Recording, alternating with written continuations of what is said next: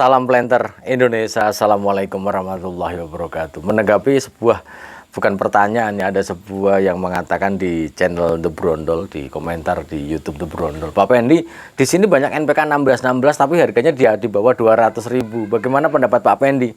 Kalau pendapat saya sangat tidak saya sarankan, Mas. Kenapa? Karena 1616 itu untuk bisa mendapatkan 1616 itu juga butuh bahan pembawa yang beraneka ragam. Bahkan kalau misalnya yang bukan liat, bukan organik itu harganya misalnya kayak mutiara, harganya di atas 700.000 sampai 800.000. Pertanyaannya, ketika kita menemui NPK di bawah 200.000, apalagi 1616 ini, kalau gambaran saya mesti rata-rata underspec. Saya rata-rata underspec. Underspec itu adalah bahwa yang menyatakan labelnya 1616 ini jangan-jangan apakah nanti cuma namanya saja 1616 saja, isinya dolomit, kalsi CaO dan MgO yang kemarin kita bahas, atau jangan-jangan tidak 1616. Jadi kalau 16% 1616 itu artinya bahwa 16% nitrogen, 16% P2O5 dan 16% K2O. Banyak pupuk-pupuk yang sekarang beredar di masyarakat harganya 200.000, 250.000 yang mengatakan 1616, dan ini sangat tidak wajar. Saya bilang, saya udah pernah ngobrol sama seorang owner pupuk organik berbahan-bahan berbau organik saja, untuk mendapatkan rupiah per sak itu, untuk bisa mendapatkan angka segitu saja Pak Pendi, kita butuh belum pewarnanya, belum bahan bakunya, kemudian belum tambahan-tambahan unsur haranya, belum yang lain-lain. Kita bisa angkanya bisa 190.000 itu modal Pak Pendi. Wah, itu yang organik aja 190.000 modal. Artinya itu belum ditambah dengan biaya lain-lain yang kalau dibilang bahwa 200.000 sangat tidak masuk akal itu untuk bisa di pasaran. Kemudian yang kedua, kepada sahabat dan para petani semuanya, ketika kita ngomongin NPK, maka kemarin juga ada yang agak sedikit ngeyel, bukan ngeyel ya, sorry Mas, bahasanya bukan ngeyel, tapi dia tuh begini, pupuk ini tuh asli atau palsu Pak Pendi? Susah jawabnya, Mas. Asli atau palsu itu sangat relatif sekali.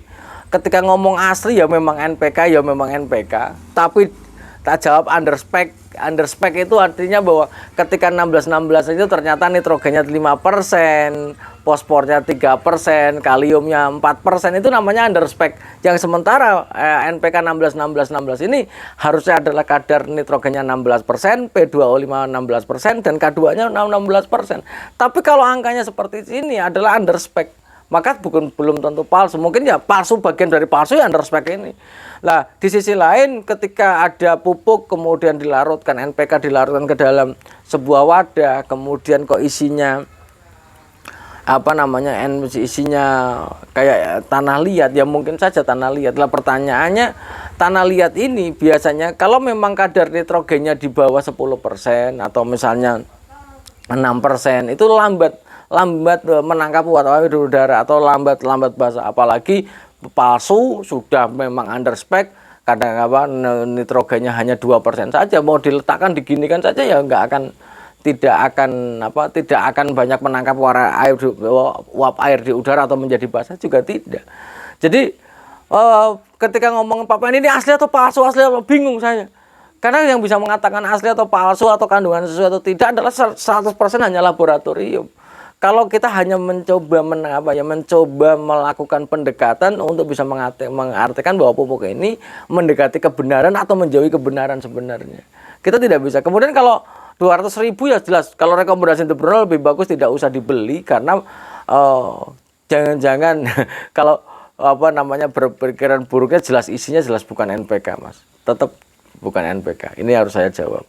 Kemudian pupuk organik juga banyak, pupuk NPK organik juga sekali lagi ke para petani dan para planter semuanya.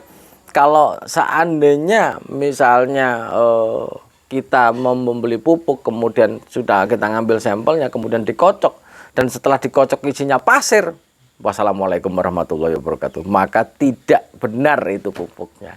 Itu saja yang harus saya sampaikan menanggapi harga pupuk NPK 1616 yang harus hati-hati. Benang merahnya yang pertama adalah benar-benar dipastikan bahwa kadar kandungannya nitrogen, fosfor, kalium. Itu yang pertama. Kalau dalam labelnya sendiri memang tidak mengatakan seperti itu, berarti kita tes selanjutnya.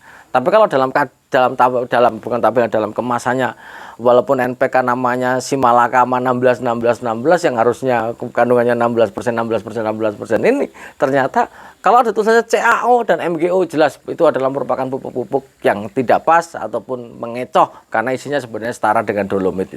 Kemudian kalau memang isinya adalah nitrogen, fosfor, kalium, maka diambil sedikit. Kalau dia berair, maka biasanya dia mengandung, kalau mudah berair misalnya 10 menit dan dia menjadi basah, kemungkinan dia akan mengandung nitrogen yang cukup besar.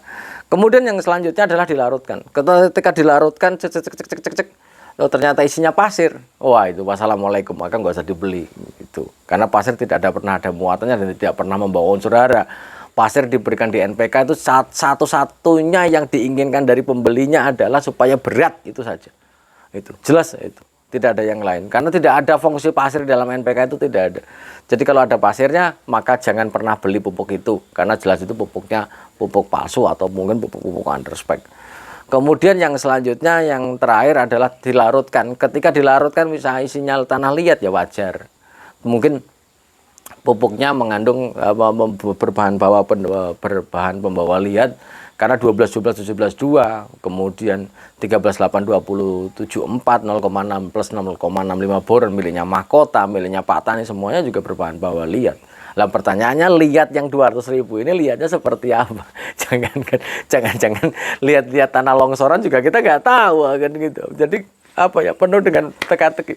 Tapi intinya yang sampaikan The Bro pada sore hari ini yang berbahagia ini, kalau ditawari pupuk NPK 16 200.000, jawabannya adalah pastikan jawabannya jangan pernah dibeli. Itu saja. Itu yang saya sampaikan di kesempatan di sore hari yang berbahagia ini. Karena pada hari ini walaupun KCL sudah turun drastis sampai 480 ribuan, kemudian pupuk juga nggak terlalu terjadi kenaikan yang signifikan, tapi yang namanya NPK botong atau NPK underspec ataupun NPK yang kayak gini itu masih banyak di pasaran masyarakat. Lah ini mari sama-sama The Brondol, sahabat-sahabat semuanya, pastikan ketika ada orang membeli yang rasional saja. Karena bahwa NPK juga salah satu penyusunnya harga yang termahal ternyata adalah pewarnanya.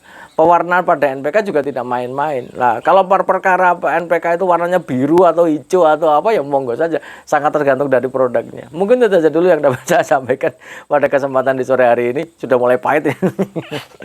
Karena bentar lagi buka puasa.